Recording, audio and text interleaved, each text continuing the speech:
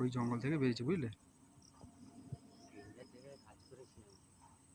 ওইখান থেকে বেরিয়েছে। জঙ্গল কেটে দিয়েছো না? জঙ্গল কাটা যাবো না। মারবি? না না না, কিচ্ছু করা দরকার নেই। ক্ষতি করে যাবো? একটা পাথর দিয়ে মাথাটায় মেরে দিলেই ফুটে যাবে। না না না, মানে এইভাবে আমাদের ট্র্যাকম্যানদের চাকরি করতে হয়। হ্যাঁ,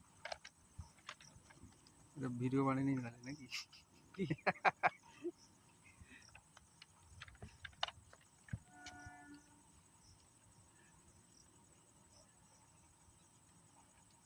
এর গতিবেগ কিন্তু খুব কম।